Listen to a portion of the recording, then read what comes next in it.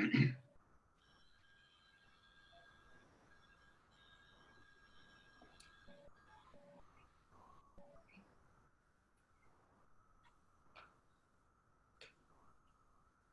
right, thank you everyone for joining the National American Indian Court Judges Association's Rapid Response webinar series. We are just gonna wait a couple more minutes to allow the remaining participants to access and log into the room. And then we'll begin shortly.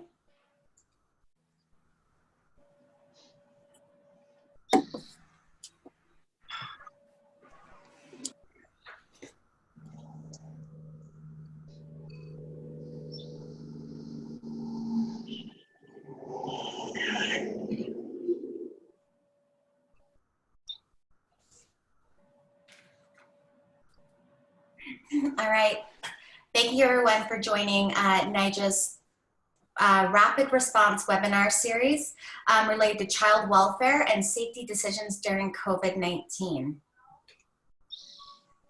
I'm going to moderate today's webinar along with Jack Trope from Casey Family Programs, and our presenter is going to be Sheri Freemont from Casey Family Programs. So the roadmap for today includes, of course, the introductions, and I'm also going to defer to President of the Board of Directors, Richard Blake, and then also to Jack to go ahead and give us a welcome on behalf of both NAICJA and then Casey Family Programs. You are all muted right now. For those of you attending, the bar either at the top or the bottom of your screen will have the chat button, and then there's also going to be a button for Q&A. So if you want to go ahead and just press the chat button right now, we would really love to know who's on.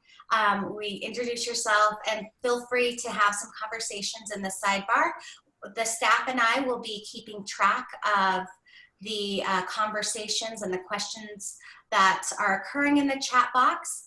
And then also with regard to the Q&A, please feel free to go ahead and ask your questions there. We are going to save the Q&A and the facilitated discussion for the end. So please, as those questions are popping up, type them into the Q&A and we'll make sure that those get to Sheri at the end. Additionally, we are going to have some live polls and some facilitated discussion with regard to hypotheticals. So there are going to be some scenarios at the end, and we're really going to ask you to engage and to respond to those hypotheticals.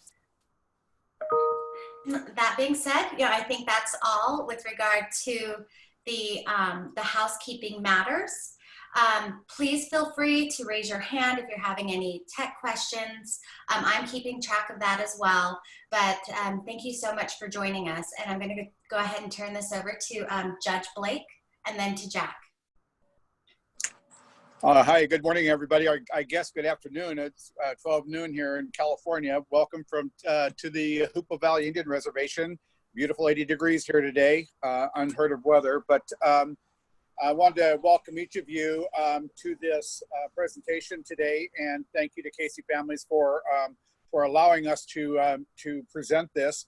Again, hats off to the NAICJA staff for their diligence in getting this prepared and making certain that this is something that's being utilized across tribal communities across the nation, and very, very proud to that the NAICJA staff has taken the initiative to become the front leaders in presenting this type of information. Again, welcome, and I will stay on as long as I can. Our internet here is horrific. I may have to hop off and on several times, but again, welcome, and again, thanks to the NAICJA staff for their work in this. Thank you, Richard. Jack? Thank you, Nikki. I've been noticing the folks sending messages through chat, and I know some of you, so hello to those of you that I know. I know that many of you also know about Casey Family Programs. I'm Jack Trope. I'm a Senior Director in the Indian Child Welfare Unit at Casey Family Programs. And just briefly, we are a national foundation founded by Jim Casey, who was the founder of UPS. We work in all 50 states and Puerto Rico, DC, with child welfare systems, trying to prevent the need for foster care and to build communities of hope. Our particular unit is the Indian Child Welfare Unit. We're located here in Denver, and we're in Colorado. I'm not in Denver now, obviously. Our office is closed just like everybody else.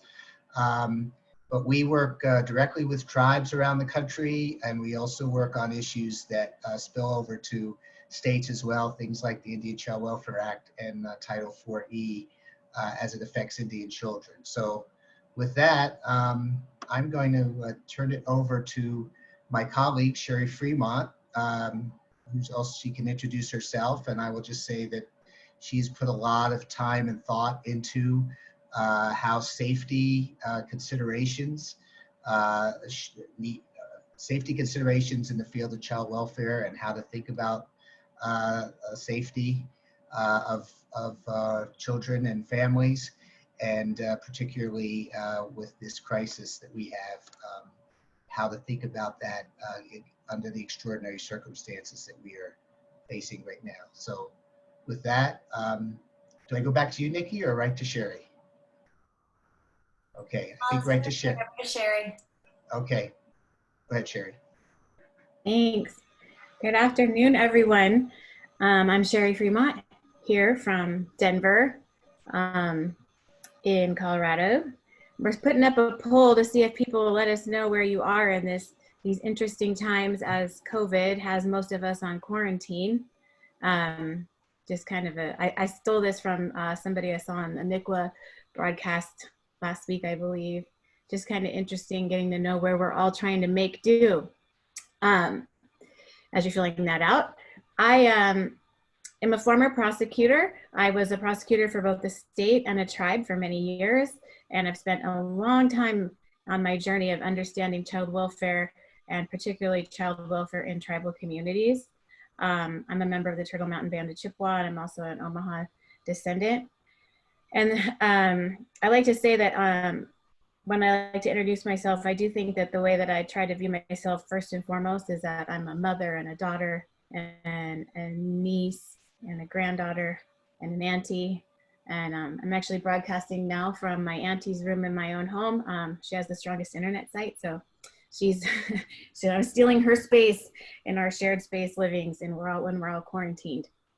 And I'm excited to share this presentation with you all today, as I know we're all feeling stressed and thinking about how this is going to impact the children and families of our tribal communities, as we've always dealt with child welfare concerns and challenges, let alone in this new experience where we don't have schools and we don't have some of our services aren't operating, some of our outdoor activities and other places where children and family are often getting support. What are we doing? And particularly in the world of tribal judges, I have so much respect for you all stepping up and continuing to complete these tasks in these challenging times. I don't know if there's a full results yet, Nikki. Did it come? Let me see. We'll see if mine will do it. You have to submit to see what the answer is. Oh, doesn't matter. I don't know if there's a result, but. There we go. So the result was we've got about 15% working from their usual office. Most of us are working from our home offices and kitchen and dining rooms. So yeah, kitchen and dining rooms where we're in our own. Oh, there it is. There we go. Yeah, and I am always curious as what those others are. Sometimes I think it's outside, and sometimes I think we don't want to know. Wherever the strongest internet may be. All right, so it's outside. yeah, outside. Okay. So before we talk about safety, and I really want to talk about how we make safety decisions, and I kind of want to make a distinction and call out how we do child welfare in tribal communities. I know we probably have a lot of different tribes on here. Some of us are tribal members, some of us are not. And even if we all were from the same tribe, we'd have different ideas amongst us about parenting and what makes the best decisions for our children. So I just wanted to briefly come to the idea of how do we even get to this position of having to make safety decisions as a court in a tribal community.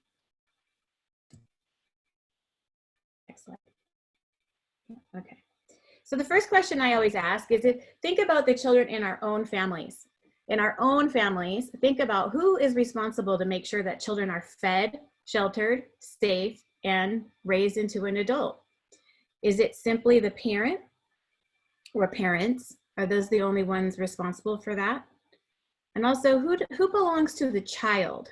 So who does the child have that they can say is theirs? Who are their people, and how do they relate in your own families?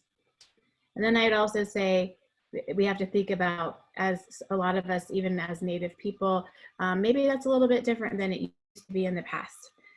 Maybe it's not so different, but it constantly adapts, particularly as we have, a lot of us have married outside of tribal communities, and we raise our children outside of tribal communities, and we don't live in communal spaces as much as we used to. Next slide.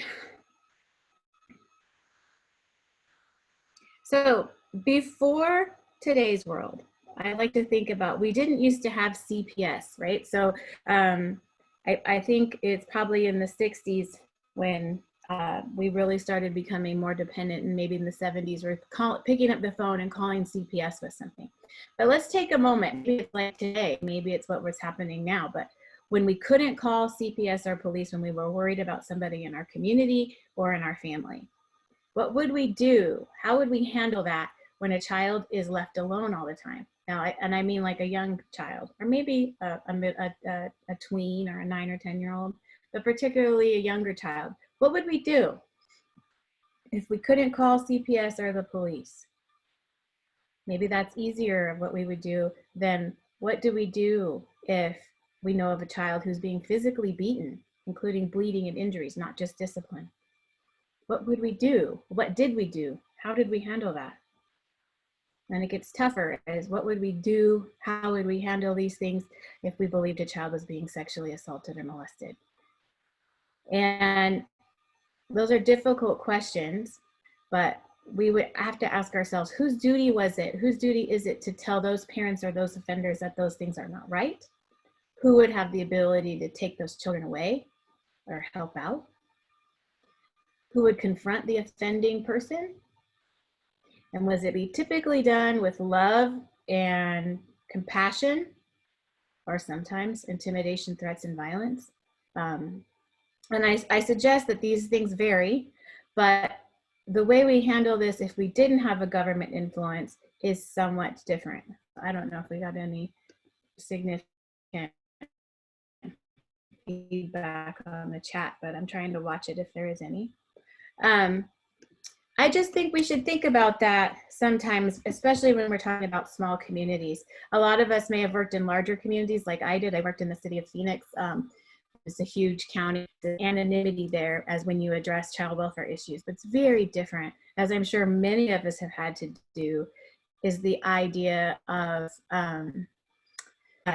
responding to family members in our own family. And maybe not some of these more serious ones, but just when you feel like the parenting could be better and it's not ideal and it doesn't meet your own family standards. Next slide.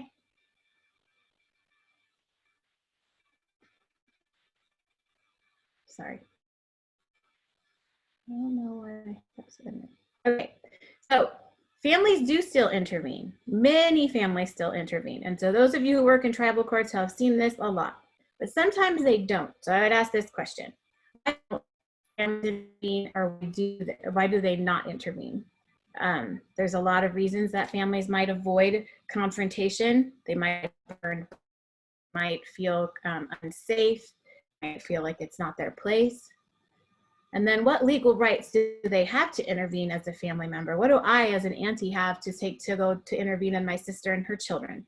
Do I have the legal right to do that, or do I have the moral right to do that? Do I have the cultural right to do that? And how do those cases resolve?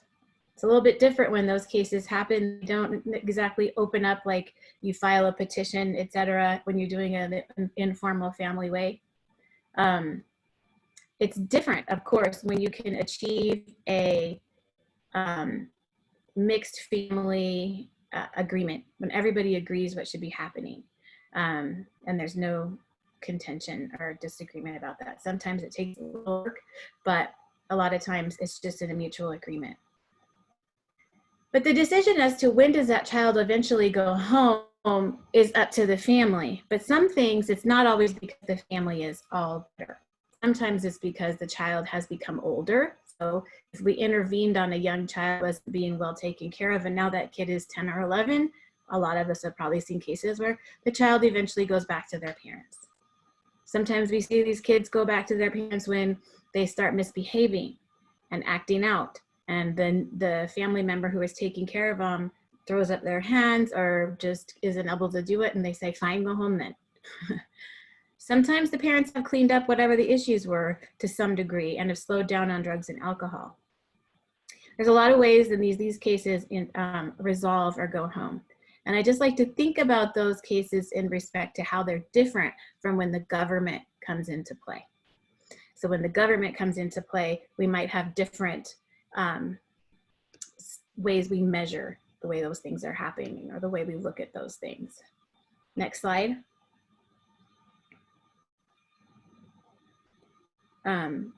This is just a revisitation of the issues between voluntary and involuntary. So in a family situation, we're pretty much in a voluntary world. But in a tribal case, we'll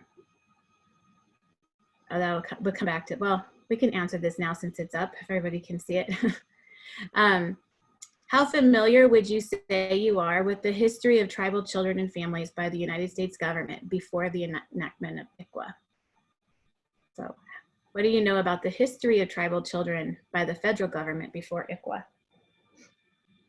From the poll I saw in there, I would think, I think we're gonna have a lot of number ones are on here. Answer. This is just helping me frame how deep to go into the discussion as we come up. So in a voluntary case with the family and a private matter, it's voluntary. Sometimes we have involuntary cases where we have to use the government, to use a petition, to use the court supervision into the case, to bring the family into court and use court orders and then other employees to make this case happen. Sometimes also when we are under a simple safety plan and they're not yet in the court system, we consider that a voluntary case. So there's argument sometimes that even those cases are not voluntary because the family feels like there's the risk that they could lose their child if they don't comply. But fundamentally, for the purposes of this discussion, we'll consider the safety planning before court as more of a voluntary scenario. And the reason why we say that is because I want to talk about when and how you all as judges are making the decision. So what I really want to talk about today is an involuntary world when the families are before our courts without choosing to be. They didn't choose to be there. How do we make decisions on behalf of their families? Did we get a pullback, Nikki? The result from the how well they know Indian law?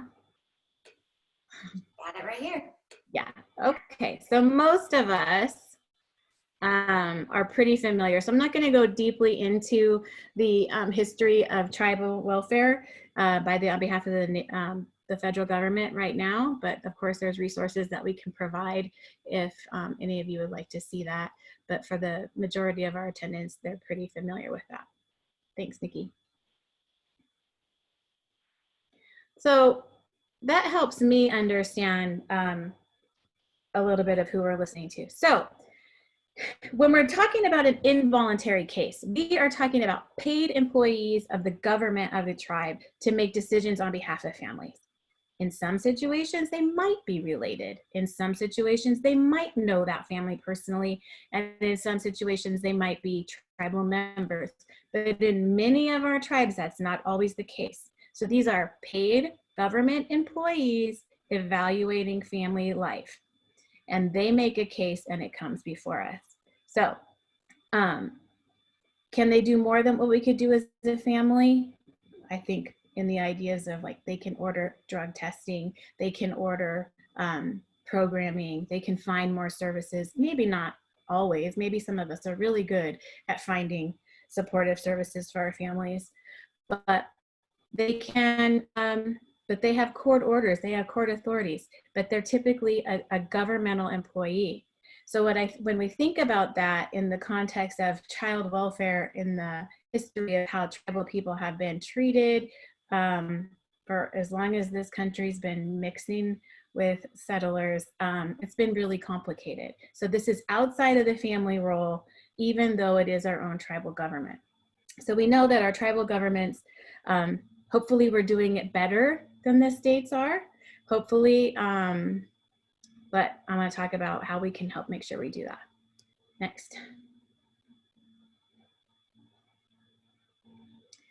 So I like to talk about this case. It's called Troxel Reflections, and talk about the distinctions between the federal system and the state system of child welfare and what we as tribes do. So I know this dates me a little bit, but I was in law school when this case came from the United States Supreme Court called Troxel v. Granville. And I was really becoming disheartened with the idea that what fundamentally underlies Western law, American law as related to families, is wholly different than the values and worldview that I had been raised with. Troxel said that only parents under the liberty rights of the Constitution have any right to their family members, to their children, and that grandparents had none. And that if grandparents, this was a case about grandparents having a visitation right via statute, that in order to forcefully force parents to let grandparents see their children, they had to prove that the parent was unfit to make that choice on their own. So of course, this grandparent was asking for something against the parent's will. But it just stunned me and made me reflect on some things that I maybe did know but didn't fully know. And that's that for tribal people, for many of our cultures and communities, we don't belong to just the up and down relationship between parent and child. And we belong often, the child belongs to everyone that is related to them, whether it be in their pretty close network of family members or their extended family or their clan or their entire tribe. But the idea that grandparents could and their family could be segregated off of them just stunned me. And I really had a hard time processing this case. So that, to me, that's what Troxel v. Granville stood out to me to say. We know that tribal children are often viewed as gifts from the Creator. We know they're the future of our tribes, and we don't believe in just blood relationships. And we know that children in tribal communities have all kinds of relationships with their extended family. Sometimes aunties are also mothers. Sometimes grandparents are your primary caregivers by culture, a whole wide variety of relationships. And so I say that to think that we need to be really careful that we don't exactly model state rules. We need to be intentional about that, because sometimes it really doesn't land very well. Next. Overall, humans have been resistant to the idea that outside people should be able to tell people how to raise their children. I mean, we see this all around the world, whether it be your, unless you view your extended family and community as your family, which family can be defined all over. The United States, before we had nuclear family life in the Western way, tribal people mostly lived communally, multi-generationally, shared groups, shared child rearing, and shared responsibility for the success of the tribe. Today, in the modern American child welfare in the state, it's very different.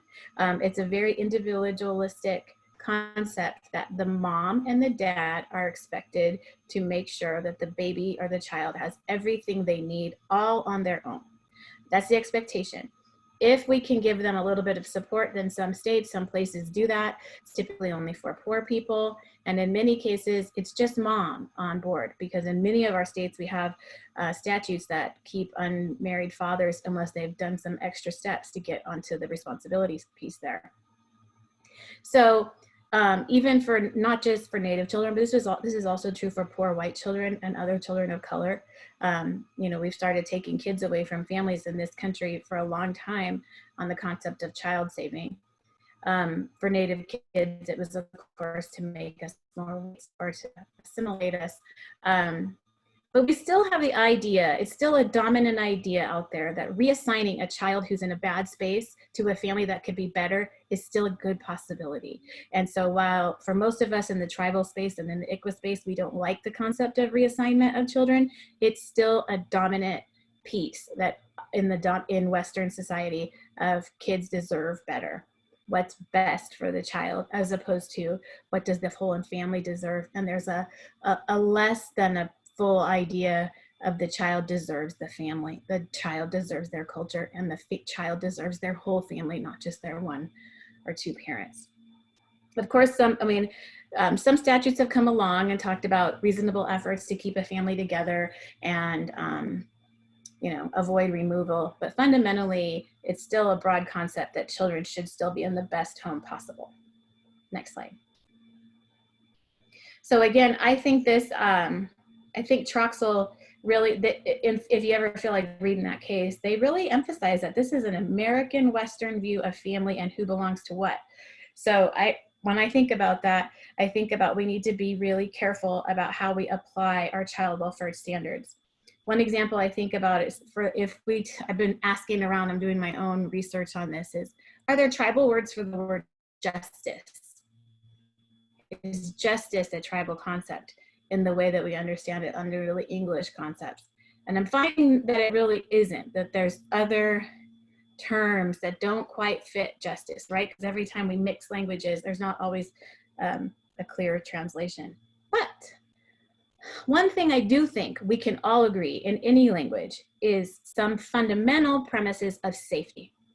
We all understand what an injured child looks like when we're talking about physical injury. So safe child might have multiple terms of understanding, but it's not as abstract as a concept like justice.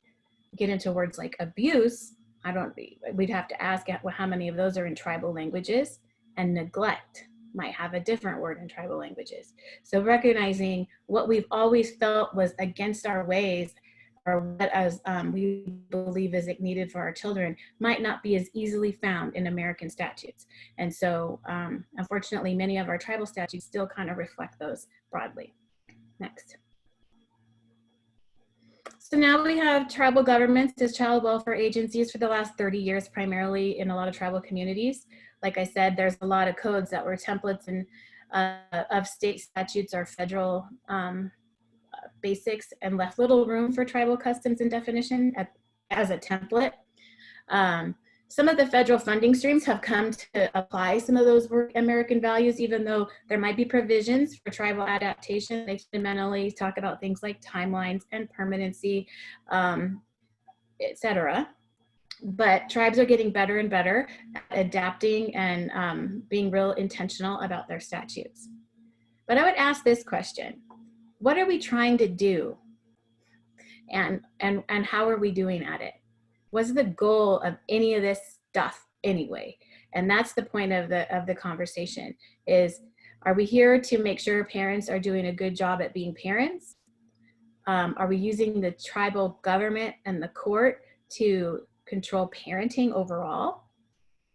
Or are we just here to make sure that we don't let our children be injured and hurt and leave the family, the best stuff to families? And I know that we're talking about primarily traumatized and struggling families, but I think we really need to think about those questions of what are we hoping we do when we intervene, and do we really achieve what we thought we set out to do?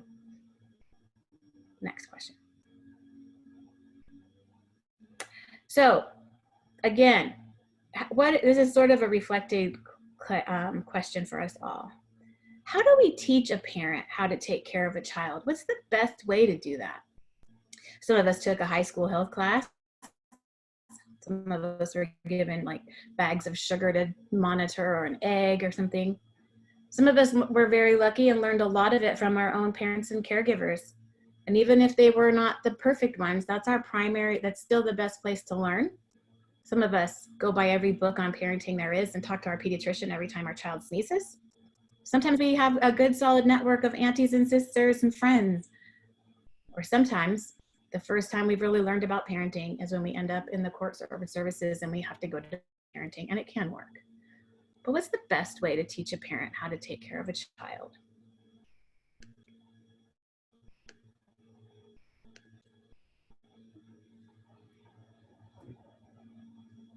when you have the poll, Nikki, you can let me know. Oh, look at that. We almost all agree, 97%, that as human beings, like all species out there, we learn how to raise our children because we learned it in the nest. We learned it in the den. We learned it by our own parents and caregivers. And even when they're flawed, this is still the best place to be because this is where we learn how to be a human. Cannot forget, even though I know most of you understand this, that the Indian family and our ways have been intentionally stripped from us. We were put into boarding schools and other mechanisms to stop doing it our way and to do it in a different way. And while they're both human ways, they're very different.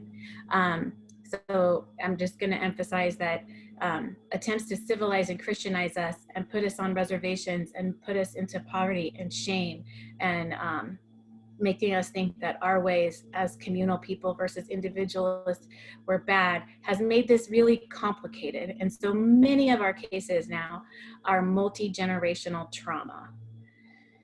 That I don't think we can fix typically intervention from the court. Next slide, sorry. So now, in tribal communities, we're very different in the way we handle our tribal welfare systems. We have a wide variety of responses out there, all the way from Alaska to all over California, all the way to Oklahoma, all the way to the Northeast, all the way to the Southeast. They're all different. Some are relying a lot on state services and state courts, right? Particularly in Public Law 280 states. Some are still heavily reliant on BIA for CPS and CPS decisions, usually because of financial need. Some are entirely tribally operated, have very little federal intervention. And, but many of our tribes lack successful rehabilitation programming to help families and systems heal completely for safe return. Now, I know a lot of us have basic mental health and drug testing and maybe worker support, childcare, et cetera. But typically, in my experience, and you'd have to tell me if you disagree, when we really heal parents and families, typically of multi-generational concerns, it's heavily therapeutic.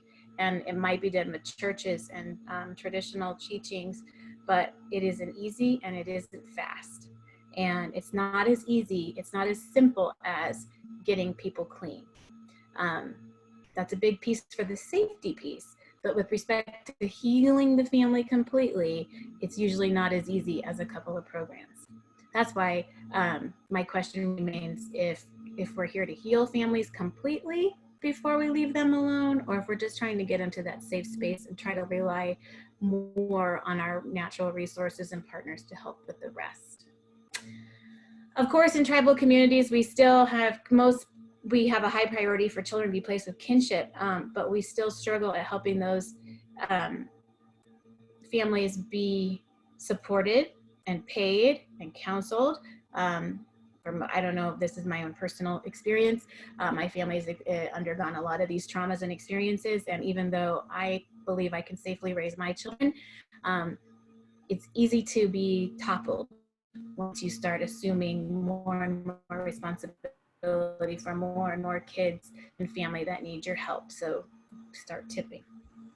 And of course, like I said, we have tons of kids in informal placement arrangements. So yeah, most communities are overwhelmed. Next, Nikki, sorry. We know that approximately the national rate for children care for all kids in the national data is about 4 out of 1,000 children. I might be a little off on that, I hope not. But in tribes, we've seen as many as 8 to 10% and sometimes even higher of all the tribal kids in the community in foster care. And that's devastating.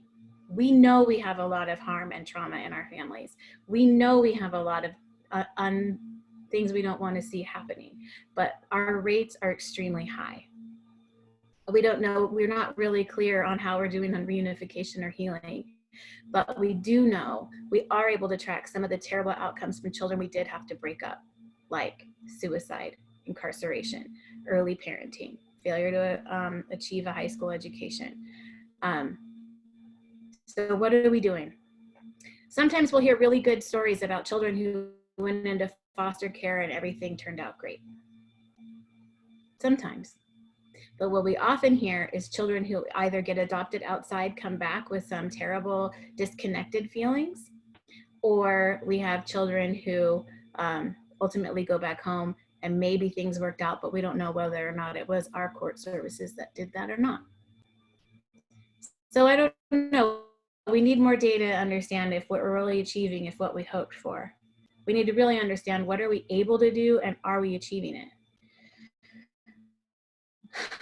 One of the most disheartening things out there is that and so a lot of we're figuring out that a kid was at risk. What we struggle to do is find ways to safely return that family. So one of my thoughts is that some of the ways we're doing this is based on the wrong concepts of return. Next.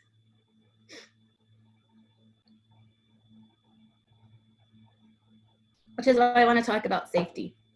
I promise you, if any of us could wave a magic wand or make a wish, we would say we want all children to be safe and healthy and culturally connected and have positive futures. All of us want that for all of our kids. But I don't think the involuntary court system is getting us there. What we tend to be doing is creating more and more broken families, on some cases that went on too long. So what we need to scope ourselves to is keeping children safe. Safe. We don't want kids to be injured or killed or lost to their own risks. We want children to be safe.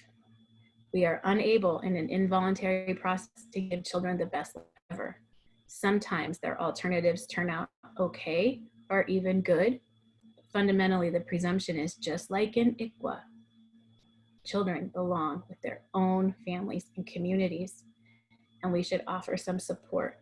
But we can't set the bar so high that we want children to be healthy, happy, best life ever. The bar is safety. So government should only intervene when we have evidence that without that intervention, that child could be seriously injured or death. This is for taking a child out of their home against their parents' will. Sometimes a lower standard of risk is permissible for in-home safety. I'm talking about removal cases.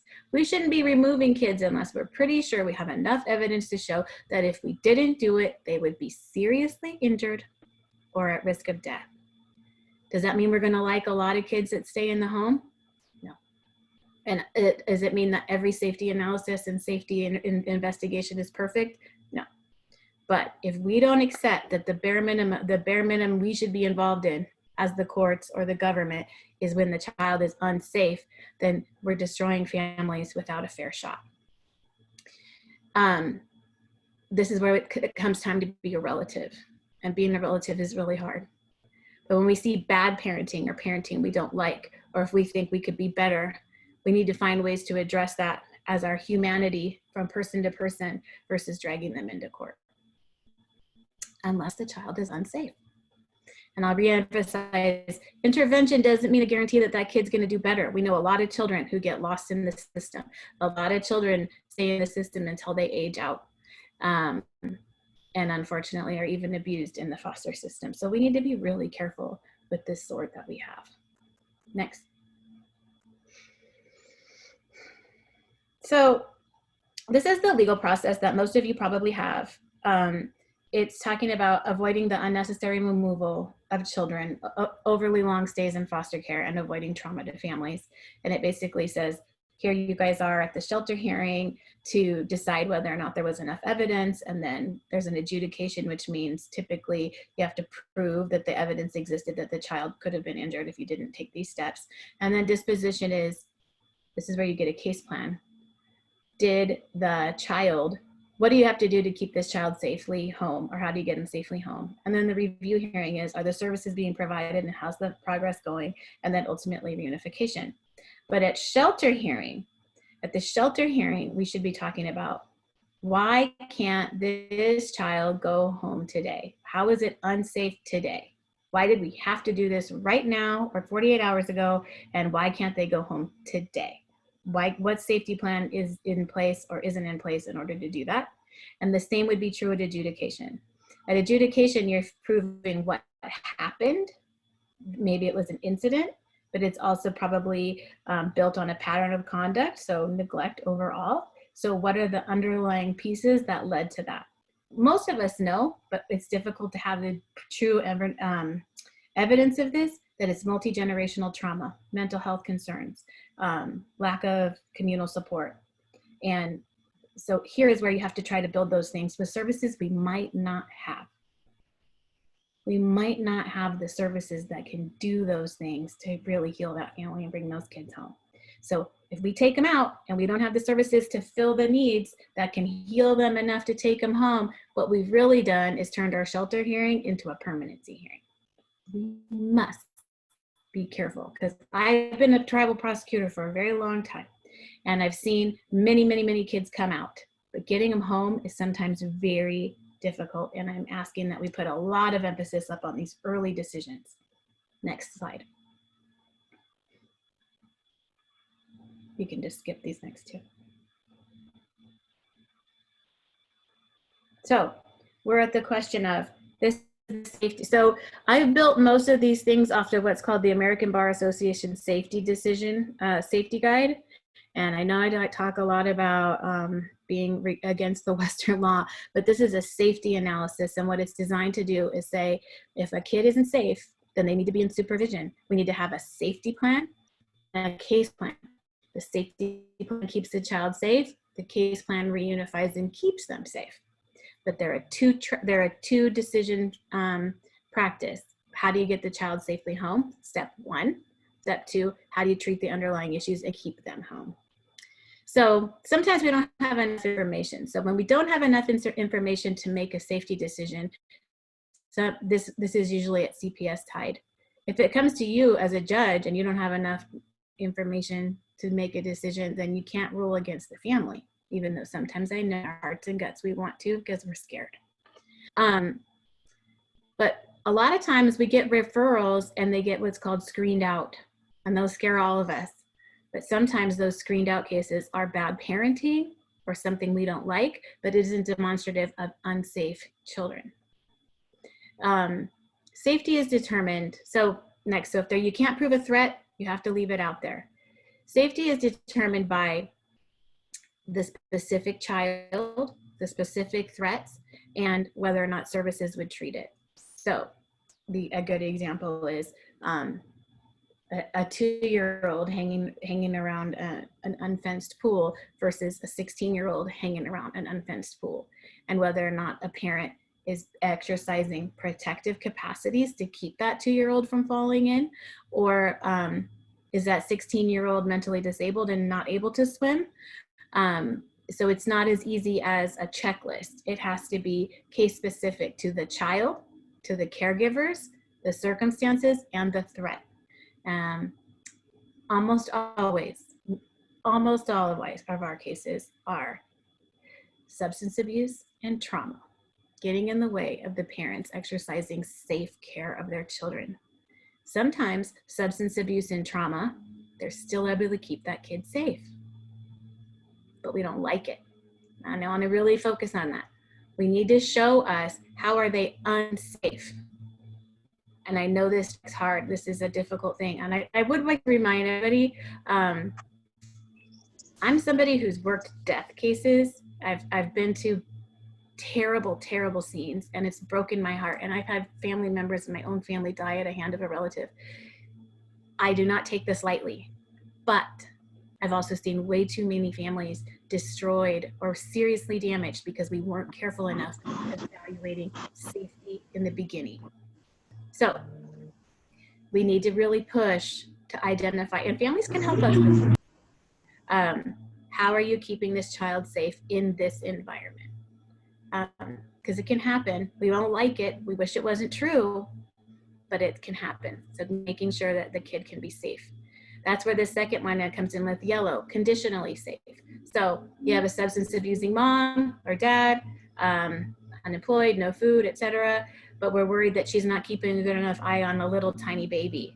Well, maybe she lives with grandma and her sister. So we can have a family engaged meeting and say, how can we be sure that this child is never left without eyes on it? And maybe they'll come up with strategies versus the option of having that baby be pulled away. Most people don't want to take children away from their family and their parents. Even though we're angry and we're mad in the moment, if we really think long and hard about the long-term trajectory of those children, we probably don't want to do it. We'd rather find other ways to make it safe. So I really am, we're going to resource out the bench guide from the ABA because I don't want to go over every scenario because I want to get to the COVID stuff. But I would just say this safety framework comes with questions for judges, and you can adapt it to your tribal community if you need to. But as I've read it, it makes perfect sense. Any child who can't swim, who falls into water unsupervised, is going to be at risk. Any child who, so some of these physical injury things are going to be the same for any child. Okay, next slide.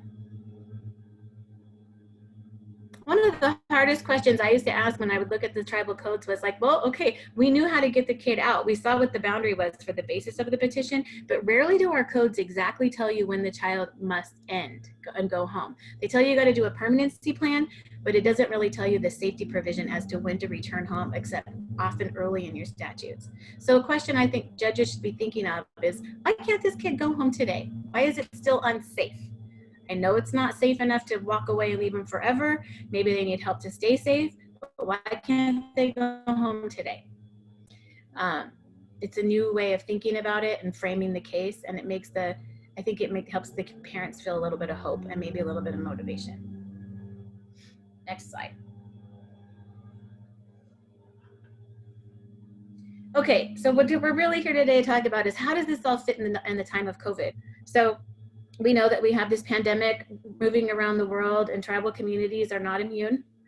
So we're seeing the virus be taking serious effects on our communities. But one of the biggest things I'm seeing it do, well, we're doing social distancing, and even though some of us are still working, but sometimes what we're seeing is our essential workers, like our CPS staff, can be unavailable once they become exposed or have symptoms or have actually contracted the virus. So we have other people filling these safety decisions right now. Many CPS teams are supported by police officers or others and are being, they're hopefully being more stringent about which cases they're going to go out and investigate, considering the lines that come into their CPS call. Some CPS calls will be going up, but many will be going down because our mandatory reporters are not at work, teachers, etc. So there's also less access to do a complete investigation, which is concerning because you know, they're trying to do investigations with their equipment on, with their masks on, and maybe 6 feet away. This is not a great environment to create a social worker rapport to get truth and information from families. It's really just the eyes on check, which is not effective. An eyes on check is not an effective evaluation of safety. That just means nobody's hurting this child right now, as opposed to maybe 2 hours later. Tribes are doing an amazing job of wanting to keep doing this and doing it right. So they're working hard to learn technology to make adjustments and securing their protective equipment. And also, we might have way less opportunity to do real monitoring of in-home services, and a lot of our programs will be not meeting or not able to do it except via technology, like group therapy, mental health therapy, drug testing, etc. Next. So we are doing a whole lot. We have a whole new issue out there and a lot less resources, maybe. Maybe the resources are the same. But we also need to recognize that there's also a new concern, and that is the actual virus itself.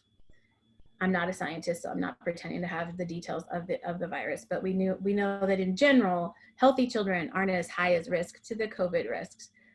Children who might have immune issues may have a higher risk, but we know that they can be carriers. So we're seeing a lot of children that are on isolation or shelter at home not be able to go to their visits, not be able to see their parents, or they are doing that and we're potentially exposing more people to a risk that we have yet to see. So tribes are making all kinds of decisions about this, whether to cancel all visitations, go to technology. But what we think, most tribes are trying to do is a case-by-case analysis of how that can be safely achieved. So not doing programming and not doing visits, one of the things we're concerned about is how is this going to delay the impact of the case regarding reunification. It's going to take longer to do case plans. We can't anticipate families are going to have setbacks. We can anticipate that the mental health stress of this is going to make things harder for families. Some tribes are trying to get health screenings in for the virus for children before they put them in any settings, like if they have to go into congregate care for temporary care. I've already heard of some children having to go home with caseworkers because they displaced from placement and they didn't have a safe place to put them. Parents aren't going to be able to find jobs right now. Our unemployment rates are going to be extremely high, particularly in our tribal communities. So when we think about all these things, we have to wonder, when we're talking about what we're doing with the children, are we keeping children out because they didn't complete their case plan, or are we keeping children out because it isn't safe? Because if we're waiting for case plan completion, we need to, that might be a separate issue as to whether or not to end the court case, but we really need to make sure we're thinking about it separately for return to home.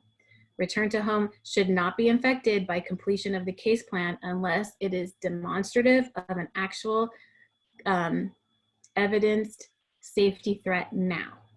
Not whether or not you're a shining parent, but whether or not the kid is still at risk. Consider, for one thing, some of our kids have been in care for a long time. Maybe when you came in at age 5, some of the behaviors were a risk, but now when you're 11, it's not a risk anymore because you know how to handle a lot of those issues on your own. The other comment that's in here, by the way, this particular slide is done by Judge Alfred Abina from the Pasquayaqui tribe. So this is something he's been addressing in his own tribal court. So that's why it says Arizona on here. He was noting that in his community, a lot of their children have diabetes and asthma. So they can't just dismiss the idea that children will be okay with COVID because a lot of them have underlying issues. Next slide. So I want to do 2 scenarios that are a safety analysis as well in the COVID times. So I'm going to read it. It's kind of long. And then we will hopefully do some Q&A chat on this. So consider grandma. By the way, this I would like to share that this particular slide is inspired by in my own family network. So grandma she's 66. She has 4 kids under 10 in her care. She has 2 4-year-olds, a 7-year-old and a 9-year-old. She gets tired. She has soreness in her joints that prevents her from moving quickly. She rarely sees the parents of these children, though they do call and drop things off sometimes, and sometimes they visit. Her 3 adult children are using drugs. The drug of choice is meth, and 1 adult daughter is in a violent relationship. Grandma herself is in recovery, 17 years clean. The children are acting up more than usual, and food is tight during these times of COVID. So the kids aren't sheltering in place, and food is more scarce. Grandma's watching the news all the time, and she's scared of the world and the virus. She's not sleeping. She's losing her temper more because the kids are home all the time. The 10-year-old calls his mom and says, Grandma's been leaving every day for 6 to 8 hours in the evenings, and she only gives us food twice a day. So mom calls CPS and sounds intoxicated. She reports that she heard what her kid told her and then tells CPS to go over there and get those kids because it isn't right. CPS declines it as a full referral. They screen it out. 2 days later, the mom files an emergency motion for return of custody in the tribal court. The court schedules a telephonic hearing in 24 hours. CPS tells the court they've had no referral that they could respond to, so they don't have any information, and grandma refuses to attend the court. She's not going to call in. So the questions are, what can be done? What should be done? And I'd like to think about in the safety context and the legal context. So if anybody wants to give any in the chat or in the Q&A, Nikki? Yeah, so everyone, we'd love for you to respond to this hypothetical and scenario in the webinar chat. you know, what would you do in this scenario? What issues are you seeing? So feel free to go ahead and respond. One thing that I know the scenario doesn't have us, but as I picture a lot of judges would have, is you don't have a lot of information here. So, you know, you have a petition and you're having a hearing and the grandma's not, I mean, some courts would you say, oh, okay, this could be default. Somebody filed, nobody responded, you could do default.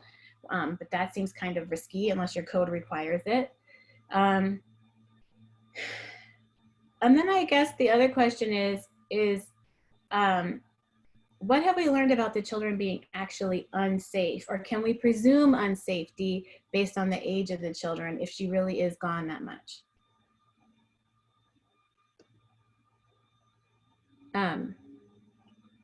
If we don't have any responses, that's okay. I would also suggest that CPS screened it out. And if they screened it out, maybe they screened it out because there wasn't an allegation of danger or an emergency situation.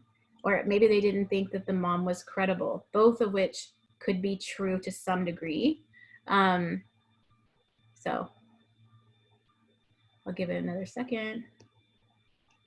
Okay, so, you know, so there's different legal things that can be done. The other question is what should be done, right? Next slide, Nikki.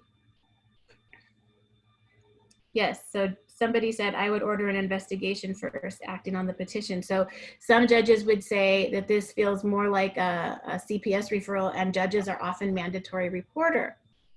So they could make a further direction to CPS to do an investigation. This one said move a child only if you need to until the information. Yes. What if what we heard sound like grandma needs support and services? Yes. I'd want to put a team together to offer that. Yeah. So we're just the court here, right? So that's the challenging position that I know a lot of judges feel kind of stuck because you can't really go out and do it yourself. So let's just fill in the blanks for you a little bit here. So let's say that grandma ultimately told CPS, yes, absolutely, there's not enough information here to prove any harm. She have ultimately told CPS that she leaves to go pray and she harvests mushrooms and that she's never gone more than 2 hours. And I don't know if the 10-year-old was exaggerating or if mom exaggerated, but grandma proves or says that she knows exactly what time she's gone and it's no more than 2 hours. She knows that the 4-year-old never leave the house and that the 10-year-old is a safe, good enough caregiver for those hours. And then grandma said per Facebook, imagine that grandma, the daughter accused grandma of wanting to just keep her kids because she heard that under the COVID stimulus checks that she'll get more money per child. But as always, it gets muddier, right? It's never that simple. So this is why you need a good, solid investigation. So CPS could be directed on a more detailed referral to go do an investigation if it's possible. Keep in mind that just because one referral goes to CPS and it gets screened out, it doesn't mean it can't be supplemented. So if you're talking to somebody who might be intoxicated when they call in, they might not be a great reporter. They might leave information out. So that's a good way to think about kicking back on the investigations. So on mom's report only, there was not enough evidence of non-safety. We already decided that.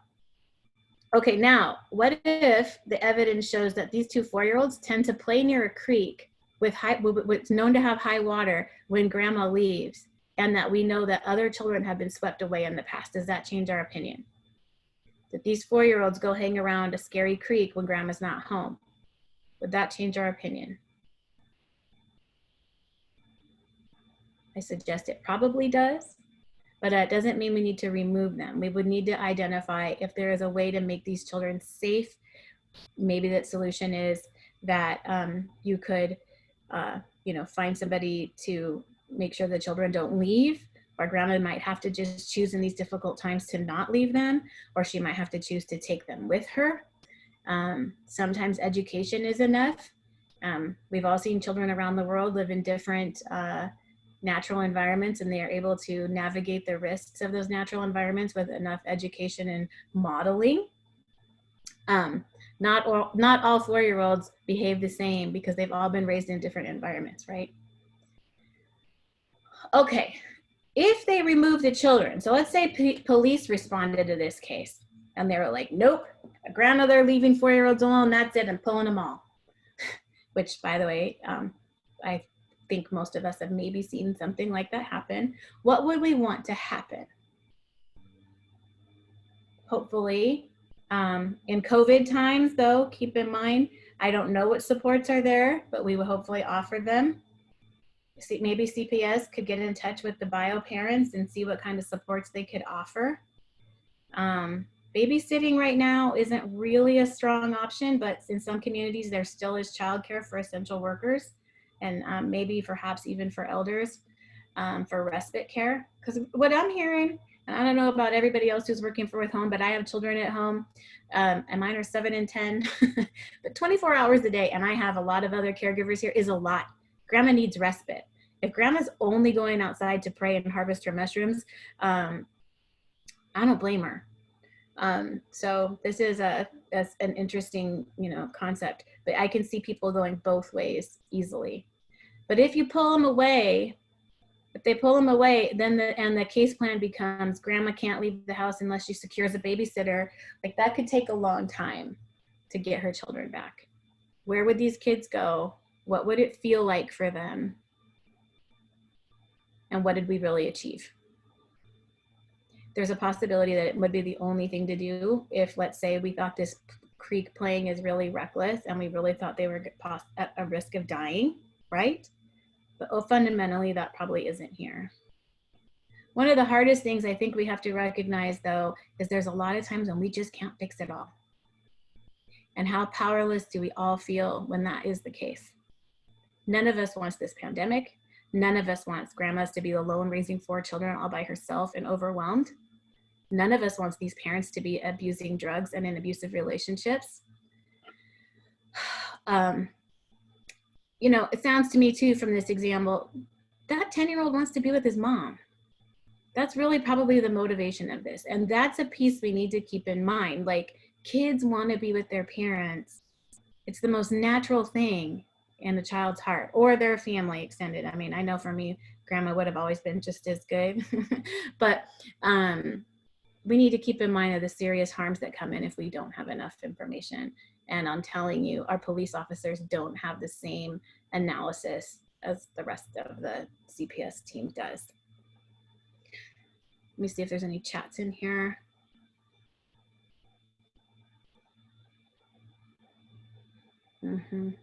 So David Simmons talking about other COVID considerations should also be part of the investigations, assessment, and judicial proceedings determinations. Absolutely. But in the context of COVID, I would suggest this. What if well, we're going to get to another one that talks about it. Next scenario. All right. This one is actually, I think, pretty common right now. It's COVID-19 on a tribal community and everybody's ordered to stay at home. 14-year-old is defiant and refuses to stay inside, and he's gone to his friend's house at least 6 times. His mom has 4 other children, 2 with asthma, and mom herself has asthma. She read on Facebook that a household member at that house that he visits has a fever and a cough and cannot get tested. She tells him no more going there, even though she has tried this before. She tries to hold his arm and they struggle, and he bats her arm away and she strikes him. He has a scratch and a red up swelling under his eye. He runs and leaves it. He goes to that friend's house, and a picture is sent to CPS from that friend's parent. So this is a 14-year-old. Everybody's under stress, and there's a little bit of a physical altercation. I have a poll for this one, Nikki.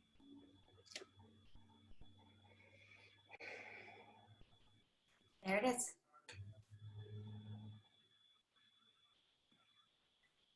It's not up yet. Wait, Is it? not for me. Yeah. Oh, didn't come up for me either, Nikki. Let me try to relaunch it.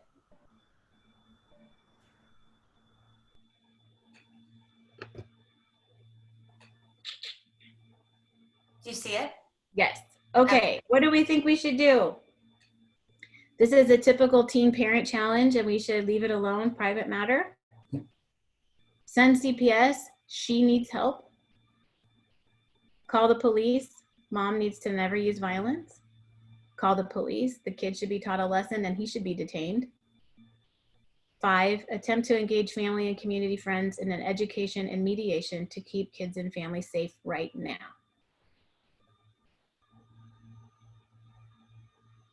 By the way, this is what did we, so we're asking either for CPS to do something or police to do something or, or no one.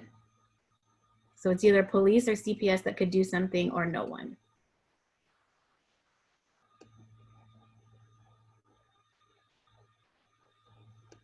All right, I'm gonna close it.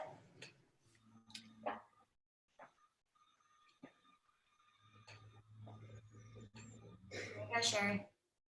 All right, so we all agree that there needs to be an attempt, not all of us, we were little outliers here, but most of us say we need family and community friends to educate and mediate to keep the kids and families safe right now. So this is gonna be a tough job. This is an extra job now for CPS because they're probably the ones that are gonna do it, right? So in this scenario, now CPS probably needs to talk to this child, this mom, because mom lost her temper, but you know, most of us feel like that's not shocking. But they probably need to talk to that other house too. So there's a lot of people to talk to in this scenario and how to navigate, how to keep everybody safe and healthy, and education on behalf, maybe the other family, once they realize what the risks are, will not allow him to visit anymore, or figure out a place where the children can still kind of visit but not expose risk. So are there other options in order to let these 14-year-olds, sometimes this is the part that's really frustrating we're seeing with teenagers. They don't like to behave. They don't like to obey. They have their little desires and they will do what they're going to do. But at this point in time, defiance could risk lives. And so it's a little bit different, but we need to be creative because full compliance, that is threat of jail or whatever, isn't really effective because many of us, jails aren't going to accept kids anyway. So these are the types of scenarios that we really need to consider. So the CPS question is this child safe with mom? Probably. Even though she struck him once, it doesn't sound like it would turn into serious physical injury. He is 14. If he was significantly younger or if he was challenged in any ways, that might be different. I'm not advocating for physical violence, but I'm just saying I don't know if it warrants removal. There's a whole lot of questions in the ABA safety guide that would help do a safety analysis here. But the safety analysis has to consider the COVID questions if they're in play. Okay, next. Sorry. In the case, I just want to quickly talk about reunification. Aside from COVID risks, don't forget, kids can go home when they can safely go home. It doesn't mean we should close the case down. There's other services and monitoring and supervision to keep that home safe and healthy. But children shouldn't have to wait until it's guaranteed to never relapse. Specific case plans should address the safety decisions and the health and safety of the family in the long run. So 2 different plans. What is safety? What is keeping the family safe together in the long run? And always remember the question, what changes has there been to the safety risks now? One of the most common ones I see is that as long as the offender leaves the home, the domestic violence offender, as long as he leaves the home, well, usually that fails because he usually returns home. So sometimes we have to understand, is it always a risk is when he's home? Is it at any moment, etc.? So we've put some of these questions on the resources that they're distributing. I think there is one more slide. So I think these are really tough decisions, and we have probably less information now with respect to our investigations. We have less services available right now, maybe less opportunity to supervise in-home plans. But I also think maybe there's more hope.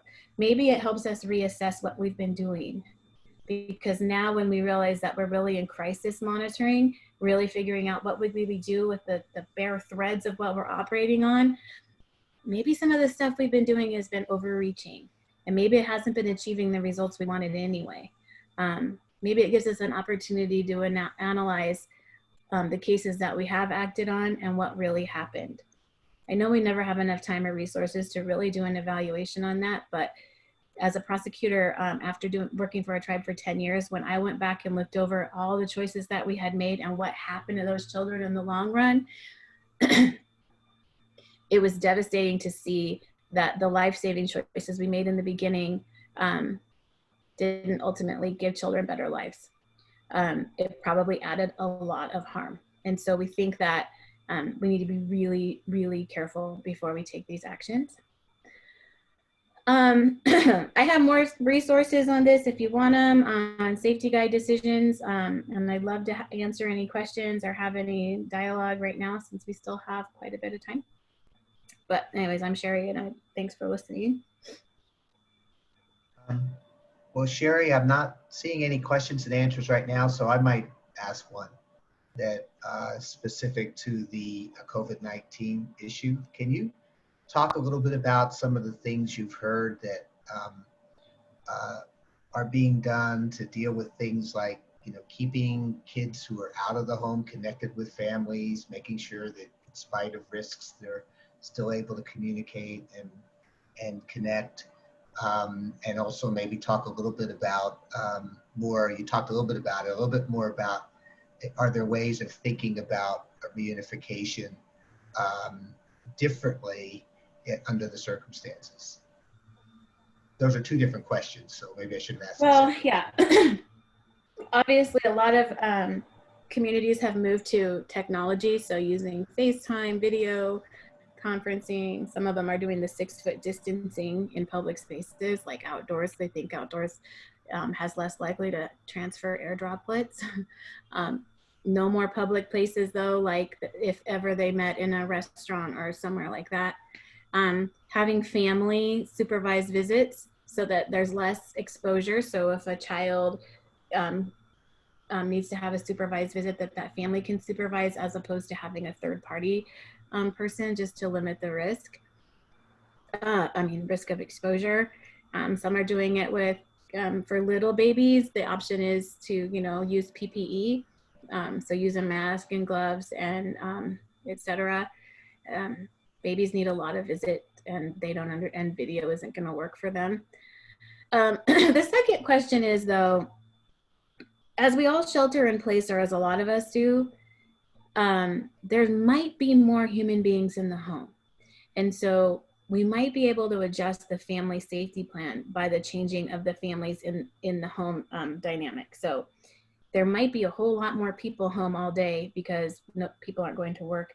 And even if they're not full-time taking care of the child, those are more eyes on children and more supportive parenting. Children are less likely to be physically seriously abused when there's more than 2 adults in the home. And if it's a non-romantic partner, so if it's they're safer for serious physical abuse. So just ideas to rethink, like the situations have changed. And so as situations are different, it deserves a different analysis for safety. Okay. I do see a question here, which is really more for probably other tribal judges on the call, but I'll read it in case people haven't seen it. And is, what are other tribal courts doing about child support orders in light of casino closures? So if any of you on the phone, maybe through the chat, I guess would be the best way. If you'd like to type in some responses to that, we can share them with the other. Well, you can look at your own chat box and look at some of the responses to that. Is that the right way to do it, Nikki? Yes, that's perfect. Okay. So have any of you been dealing with this issue of child support with people losing their jobs?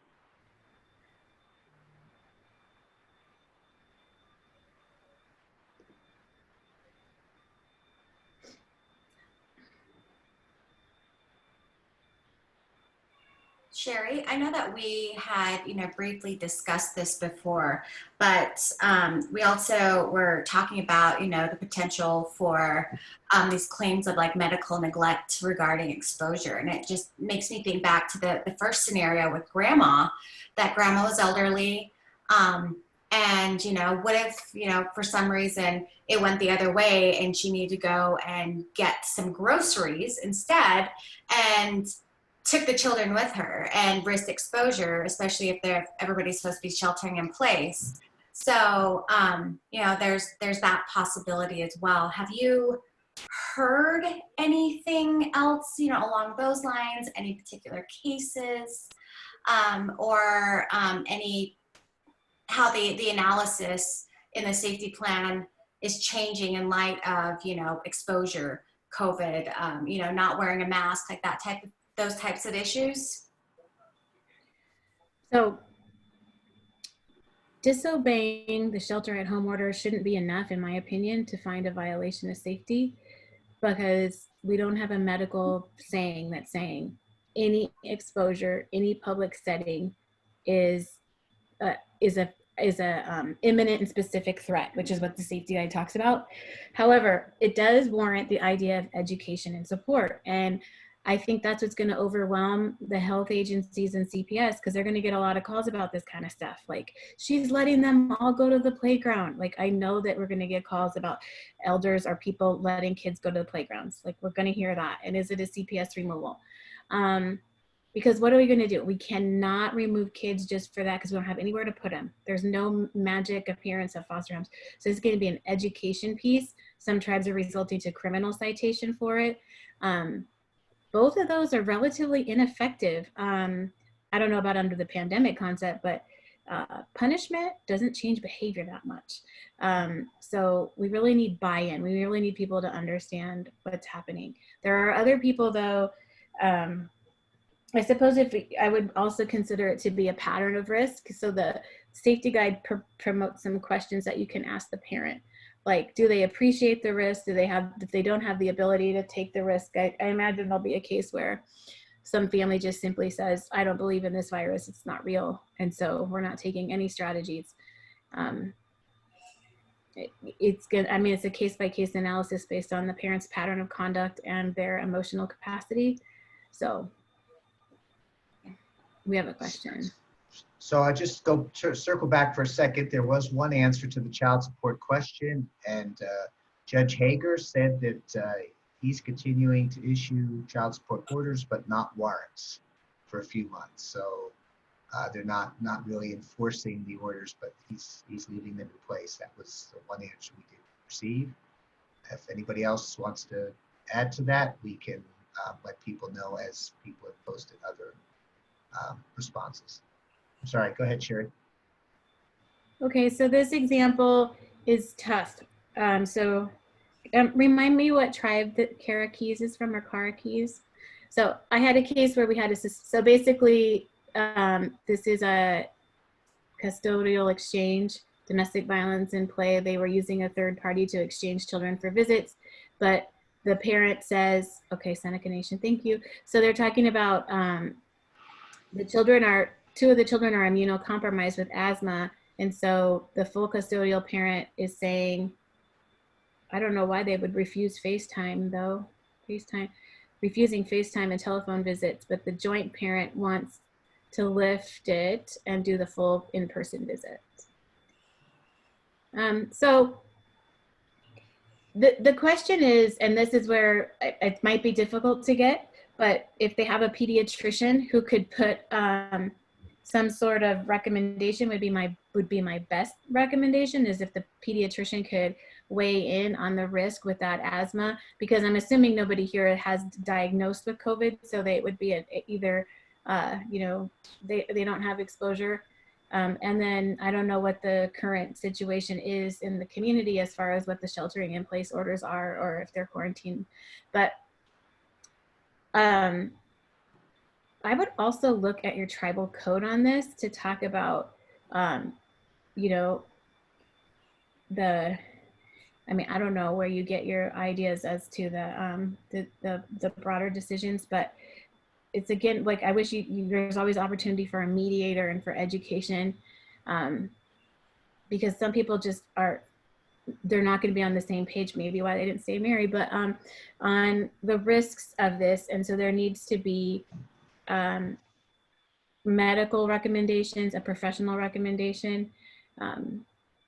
Children, you know, by and large, 3 active cases on territory, so it's around, and so it's a risk. So your pediatrician might very well say children with asthma should have no contact with anyone outside their household, and that's pretty much what some tribes are doing, is saying only household members, including foster families. And so if the children are old enough to use FaceTime, the pandemic is nobody's fault. Well, I won't get political, just kidding. But none of us asked for the pandemic, and it's a situation none of us really anticipated. And so people are scared, people are stressed. The parent who's not having visitation, I can't imagine the heartbreak that would feel. I would hate to not be able to see my children during this time. But, you know, in the Christian context, there's the story of the parent who, the real parent is the parent that doesn't want the children cut in half, right? They use that a lot in divorce examples. We don't want our children exposed to risk. So I would love to see a medical recommendation. If you can't get an official one from a pediatrician, I don't know if the court would consider taking judicial notice from something from like the CDC or another, maybe Indian Health Services, something that says that immunocompromised children should not have any exposure outside of their household. That'd be my recommendation. Any more? Do you have any other questions from the attendees? You know, I'll just, this is not a question, but I'll just add one additional thing that just popped into my head when Sheri was talking about reunification, and that's, I can't remember which state jurisdiction is doing this, but there's one jurisdiction that has decided that any child who has been successfully doing unsupervised overnight visits would be returned home, and they are returning those kids home because they rather than perhaps waiting until another few things happen through the case plan, etc. They're just looking at the situation now and thinking we need to just get them home. So that's, again, I think Sheri talks about the difference between completing the case plan and when reunification is appropriate. And I think particularly under the circumstances now with the virus, that maybe takes on even an increasing focus. And part of that too is we know that there are some foster families out there who are getting a little bit leery about having foster kids, especially foster kids who maybe are teens and don't quite follow social distancing rules. So you have those sorts of issues to deal with too, and placements may be not wanting to keep kids, and so remembering that sending kids home may be an option you can get to sooner rather than later, something that I know some jurisdictions do. I would just add, I've seen tribes cancel their most significant ceremonies for the year. I've seen tribes cancel or forbid or not allow full participation at funerals. This is not normal times. This is not just a small inconvenience. You know, statistics are showing that some of our communities are going to get harder hit than others. So the COVID question is a real risk factor that needs to move into the safety equation. And for tribal people, it's my opinion that it's not exclusively to the child. It's probably a duty to the entire household that may or may not have elders in it. And so it's time to be, you know, verge on the side of safety when we're talking about details like this, but note to do everything we can to don't pull kids if we don't have to, because right now it's going to be really hard to do visits or reunification plans, especially on new cases. So, you know, we should always be doing an intensive safety decision, but to really have all hands on, you know, all of our minds focused on true safety right now. Families can heal together. We're forced to be together right now. It's a good time of reflection. It's a good time to reflect on what our communities has been through for generations. And we're going through another one, and connect to who we are and why we rely on each other and why we need to support each other, even when some of us have made mistakes or need extra support to be the best parents that we can be. So there's one more question that's come up, and again, I think it's sort of for the group, although Sheri, if you've heard things, certainly weigh in too. And the question is, what are tribal courts doing to address delays in getting services to families?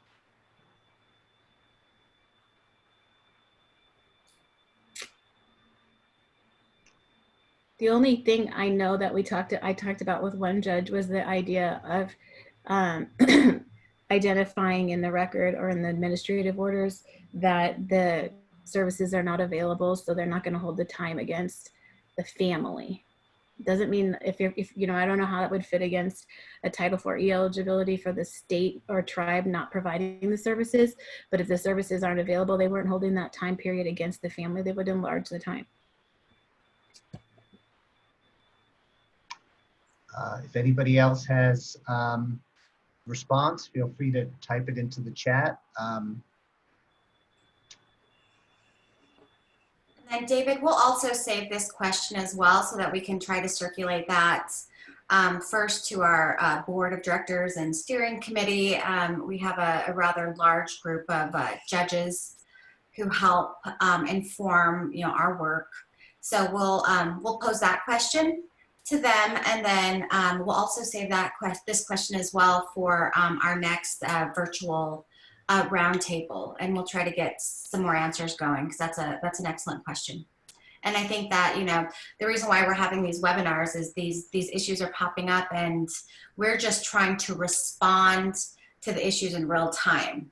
And, you know, like we mentioned last week on our webinar, you know, we might not have every single answer right now, but whatever we do have, we're going to go ahead and give it to everybody. We're going to give you the resources, and, you know, we're also going to try to create some spaces so that we can talk through some of these issues. So that being said, we are nearing the end of our time, and I had included some of these links here on the side that Sheri had been referencing with regard to the resources for the safety planning guide. I know that there's a bench card here as well. And then you guys can also look up the ABA Child Safety Planning Guide. I don't know, did we include that as an attachment, Sheri? That's right. That's those AZ Courts links. They link to the ABA guide. Okay. And then we will also be uploading those to the NAICJA page under our pandemic resources. So you can find those there as well. We just want to make a note that this is recorded, and so it'll be available for replay, and we'll also embed it onto our website as well. Please bear with us. We're working on trying to organize our pandemic resources for you and get that organized and presented. But like we mentioned, we just want to get everything out there as it's coming in.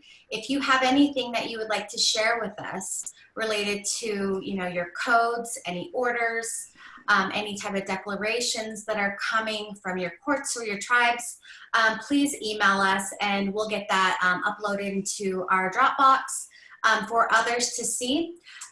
We will be trying to organize everything by region, the 10 NAICJA regions, so that you can see what courts in your area or your specific region are doing. So please continue to go back to the website. We'll keep uploading all the information as it's coming to us. There are also a lot of Indian country resources out there as well. So you can look at the Tribal Law Policy Institute, TLPI's website. They're collecting a lot of pandemic resources, and that in a more broad manner. So they have some everything from, you know, what courts are doing to wellness So we also have NCAI, who is collecting a lot of information and posting that as well. And then the NAICJA is also posting a lot of information. So continue to check these resources. You know, we're not reinventing the wheel. We encourage you to really take a look at, you know, all of our Indian country organizations and partners out there and the work that they're doing as well. That being said, thank you so much, Sheri. Thank you, Jack. Everybody stay safe, and we will have another webinar this time next week. We'll be focusing on wellness, and based on some of the information coming out of this, we'll probably also do a follow-up child welfare webinar. So please keep in touch. Let us know how you're doing. Stay well. Thank you, everyone. Take care.